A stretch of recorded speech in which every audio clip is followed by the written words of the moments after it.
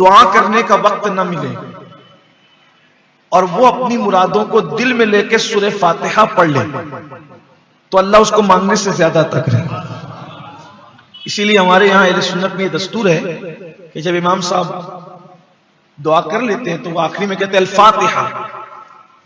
जब वो अल-फातिहा कहते हैं तो हमारे मुक्तदी कहते हैं अल्लाह ये दे दे, अल्लाह वो दे दे, अल्लाह वो ये दे दे, वो दे दे का मौका नहीं है। जब भी अल-फातिहा का मतलब सूरह फातिहा पढ़ो,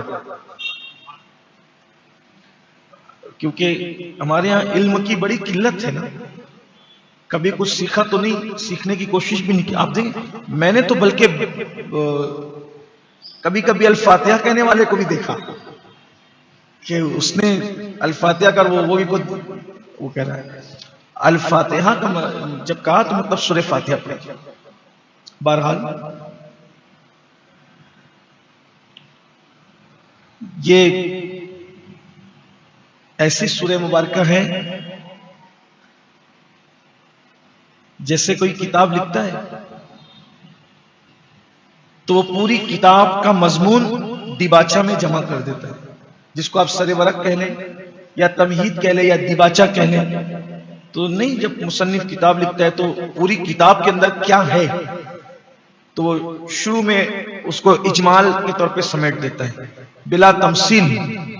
मेरे अल्लाह ने पूरे कुरान के मजामीन को सूरह फातिहा में समेट दिया। बहुत बरकत वाली सूरत है। एक बात आपको और बता दूं, अगर तबीब डॉक्टर ने कभी किसी को यह बात कह दी हो कि ये मरीज जो है इसका कोई इलाज नहीं है और उस पर रोजाना 41 मरतबा ये सूरत पढ़कर दम की जाए, इस तरह से बिस्मिल्लाहिर्रहमानिर्रहीम अल्हम्दुलिल्लाहि रब्बिल आलमीन, यानी बिस्मिल्लाह की मीम को अल्हम्द की लाम से जोड़कर पढ़े 41 बार, तो इंशाअल्लाह जिसको डॉक्टर ला इलाज कह रहा है अल्लाह उसमें भी शिफा अता करे।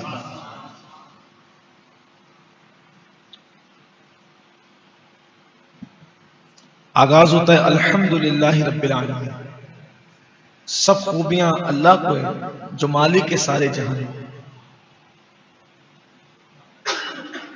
इससे हमें एक दर्स मिल रहा है कि जब कोई काम करो तो बिस्मिल्लाह से करो, लेकिन साथ में अल्हम्दुलिल्लाह भी, बिस्मिल्लाह वल्हम्दुलिल्लाह, ये भी सुन्नत है। किसी भी काम का आगाज बिस्मिल्लाह के साथ अल्लाह की हम्द से, इसलिए कि इंसान की जबान से जो पहला कलेमा निकला वो भी अल्हम्दुलिल्लाह रब्बिल आलमीन। हजरत आदम अलैहिस्सलाम का जब मुजस्समा बनाया अल्लाह ने, आपने सुना उसको, अभी पहले पारे में पूरी दास्तान है, उसकी तरफ में नहीं जाऊंगा। पिछले दुरूस जो आप बरसों से सुनते आ रहे हैं उसमें शायद वो पेश कर दिया गया है, लेकिन यहां जब अल्लाह ने आदम अलैहिस्सलाम का मुजस्समा बनाया तो अल्लाह रब्बुल इज्जत ने आदम अलैहिस्सलाम के जिस्म में रूह डाली। तो वो रूह जो है वो पहले नाक में गई, रूह नाक में गई तो हजरत आदम अलैहिस्सलाम को छींक आई।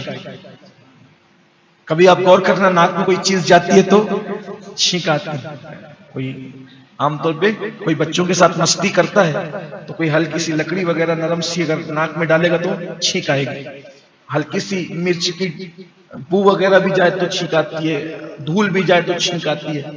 तो रूह गई आदम अलैहिस्सलाम की नाक के जरिए से, रूह नाक के जरिए से गई तो आपको छींक आई। तो छींक आई तो आपने पहला कलेमा जो अपनी जबान से अदा किया होगा अल्हम्दुलिल्लाह रब्बिल आलमीन। और जो बंदा अल्हम्दुलिल्लाह रब्बिल आलमीन कहता है गोया उसने अल्लाह रब्बुल इज्जत की तारीफ कर दी। हर एतबार से हम अल्लाह की तारीफ का हक अदा नहीं कर सकते, लेकिन अल्हम्दुलिल्लाह रब्बिल आलमीन कह दिया मतलब अल्लाह की तारीफ आपने कर दी। तो सारी खूबियां अल्लाह की। इससे यह भी आपको पता चलना चाहिए कायनात में किसी की भी आप तारीफ करें वो दरअसल तारीफ अल्लाह ही की है। ये बात याद रखें, किसी की भी आप ये तो बहुत खूबसूरत है, इसकी नाक बहुत अच्छी है, इसकी आंख बहुत अच्छी है, इसका चलने का स्टाइल बहुत अच्छा है, इसका लाइफ स्टाइल बहुत अच्छा है, ये सब खूबियां तारीफ किसकी हो रही है? इनडायरेक्ट अल्लाह की तारीफ। क्यों? चलने का स्टाइल अच्छा है तो चला कौन रहा है? बोलने का अंदाज बहुत अच्छा है तो बुलवा कौन रहा है? नाक बड़ी खूबसूरत है, बनाई किसने? आंख बड़ी हसीन है, बनाई किसने? लब इसके बड़े सुर्ख है, बनाया किसने उसे? बाल बड़े नरम है, बनाया किसने? सारी खूबियां उसी की। इसलिए कि जो बना है, बड़ी से बड़ी चीज से लेकर छोटी से छोटी चीज तक सब बनाने वाला अल्लाह है, और सब खूबियां उसी को। यहां आपको एक बात कहना चाहता हूं, मुसलमान अपने अल्लाह से बहुत दूर हो गए, बहुत दूर। उसको दोस्तों पर जितना भरोसा है उतना भी भरोसा उसको अपने अल्लाह पर नहीं। अभी कुरान शरीफ में एक आयत आई थी, आपने गौर किया होगा कि अल्लाह पाक फरमाता है कुरान शरीफ में दूसरे पारे में कि मेरे बंदे मेरे बारे में आपसे पूछते हैं, मेरे बंदे मेरे बारे में आपसे पूछते हैं अल्लाह कहां है, तो उनसे कहिए कि वो तुम्हारे बहुत करीब है और वो तुम्हारी फरियाद को सुनता है। यकीन जाने अगर कुरान हम समझने लगे तो इन आयतों के आने पर आपकी आंखें छलक पड़े। वो पढ़ने वाले जो लोग रोते थे ना, पहले पढ़ करके सुन करके रोते थे, वजह यह थी कि वो कुरान समझते थे, हम समझ नहीं पाते। बहरहाल उसकी बरकतें तो सुनने की भी हमें मिलती है, अल्लाह तौफीक अता फरमाए। तो हमारा जो अल्लाह है, जिसको हम अल्लाह कहते हैं, इलाह कहते हैं, रब कहते हैं, हर खूबी उसी के लिए है, और वो तमाम आलमीन का पालने वाला है। वो सबको पाल रहा है, सबको रिस्क दे रहा है, सबको वो सांसें दे रहा है, हवा दे रहा है, पाल रहा है, पालने वाला है। अच्छा, जब कोई किसी को पालता है तो पालने वाले का पालने के पीछे एक मकसद होता है। जैसे मजाजी मानों में तो लेकिन तो बकरियां हम पालते हैं, बकरी पालने का कोई मकसद है कि दूध निचोड़े उससे। मुर्गियां पालते हैं, अंडे हासिल करें या बिजनेस करें। हम अपनी औलाद को भी पालते हैं तो नियत ये होती है कि बड़े हो जाएंगे तो काम आएंगे, कोई ना कोई मकसद है, लालच है। तो अब एक सवाल पैदा होता है कि अल्लाह सबको पाल रहा है, तो पालने के पीछे उसका क्या मकसद है? तो बेनियाज है। बाप औलाद को पाल रहा है तो कहीं बुढ़ापे में काम आए, माँ पाल दी तो बुढ़ापे में काम आए, बड़ा हो जाए जवान हो जाए तो मेरी मदद करे, तो वो तो बेनियाज है, वो क्यों पाल रहा है? तो आगे जवाब दिया अर्रहमान अर्रहीम, किसी मकसद से नहीं पाल रहा है, वो मेहरबान है इसलिए अपनी मेहरबानी से तुम्हें पाल रहा है। वो शान करीमी से और शान रहीमी से पाल रहा है। और रहमान का मतलब होता है बहुत ज्यादा मेहरबान, बहुत मेहरबान, उसकी तरह कोई मेहरबान नहीं। इसीलिए बंदों में कोई रहमान नहीं हो सकता। आप किसी इंसानों में किसी को रहमान, कुछ लोग लाइल्मी की बुनियाद पर जिन लोगों का नाम अब्दुल रहमान होता है उसको रहमान रहमान कहते हैं, ये गुनाह है, रहमान नहीं कह सकते, अब्दुल रहमान कहा।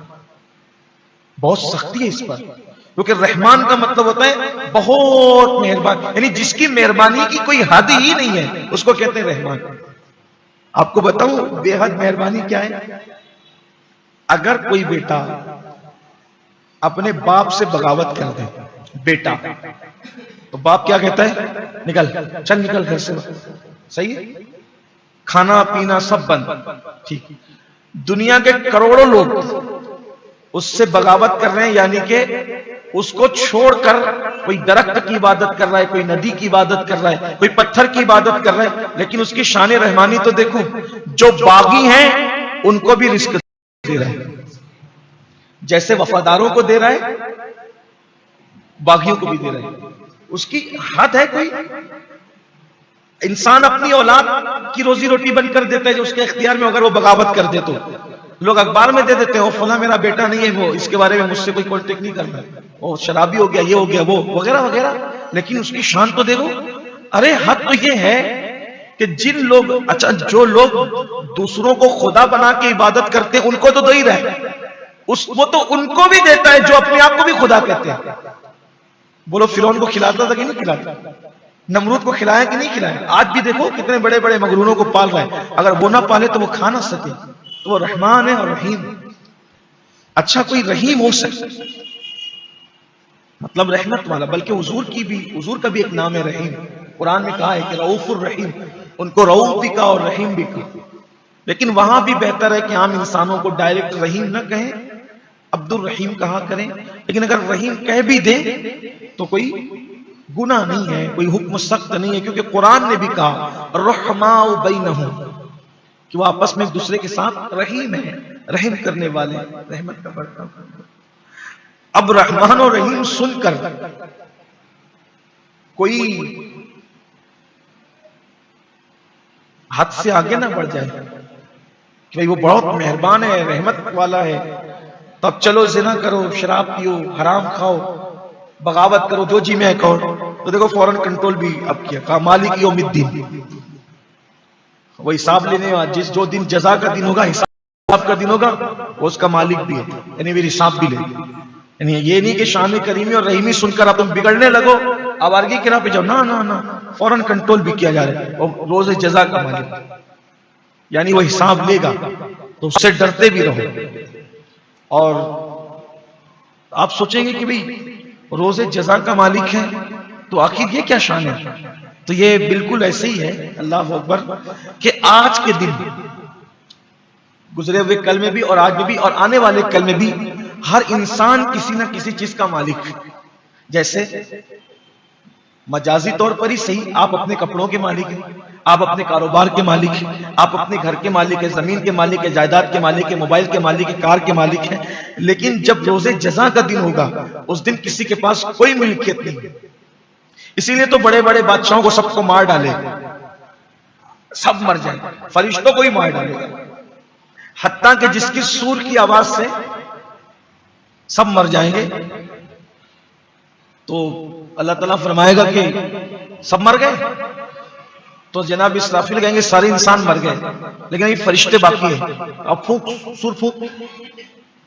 तो फरमाएगा सब मर गए, कहा सब फरिश्ते मर गए, सब पर मौत तारी, फरिश्तों भी मौत तारी गई, लेकिन अभी जिब्रील और मिकाइल और मैं बाकी हूं। अल्लाह फरमाएगा फूक, सूर फूक। तो सूर फूकी, फिर फूकेंगे तो कहा अब जिब्रील और मिकाइल ने भी मौत का मजा चखा। तो फिर कहेगा अब कौन है? कहा मैं बचाऊंगा, तू भी मर जा। तो जनाबे इसराफील जो सुर फूकने वाले, वो भी मर जाए, उन पे भी मौत तारी होगी, अब कोई नहीं बचेगा। तो फिर पूछेगा लिमनिल मुल्क, आज किसकी बादशाह है? खुद ही पूछेगा। ये अपना अल्लाह है, ये अपना इलाह है। देखो बिन मांगे अल्लाह ने आपको और मुझे वो मजहब दिया है जिसने माबूद हक का पता बताया। हुजूर का सबसे बड़ा एहसान हम पर यह है कि अल्लाह के रसूल अलैहिस्सलाम ने हमारा हाथ पकड़कर हमें वादहू ला शरीक की चौखट पे पहुंचा दिया। ये सबसे बड़ा एहसान है उनका। इस एहसान का बदला कुछ नहीं दे सकते उनको, कोई कुछ नहीं हो सकता। सोचो तो सही, कोई पत्थर, कोई दरख्त, हत्ता के लोग शर्मगाहों की भी इबादत कर रहे हैं, चूहों की, गोबर की, जानवरों की। अल्लाह ने हमें मुसलमान बनाया, हमारी पेशानी को बचाया, और झुकाई तो किसकी बारगाह में? रब्बे मोहम्मद की बारगाह। मैं तो अल्लाह रब्बुल इज्जत को इस तरह जानता हूं कि जिसका बंदा इतना बड़ा है, वो महबूद कितना बड़ा है, उसकी शान क्या होगी। हम तो इसी तरह जानते हैं कि जो इशारा कर दे तो चांद टुकड़े हो जाए, इशारा कर दे तो सूरज पलट आए। लेकिन फिर जब ये सारी शानें देखते हैं तो कहते हैं कायनात में जैसा कोई नहीं हो सकता। लेकिन फिर कहते हैं मुहम्मदन अब्दुहू व रसूलुहू, मुहम्मद अल्लाह के बंदे, अब्दुहू बंदे खास है और उसके रसूल है। तो सोचा जो मुर्दों को जिंदा कर दे, चांद के टुकड़े कर दे, सूरज को पलटा दे, जब बंदा ऐसा है वो खुदा कैसा, उनका खुदा कैसा, वो जिसके आगे झुकते वो कैसा, रब्बे मोहम्मद कैसा होगा, उसकी शान है। और हमारा वही रब है, हम उसी की इबादत करते। तो पूछेगा लिमनिल मुल्क, आज किसकी हुकूमत है?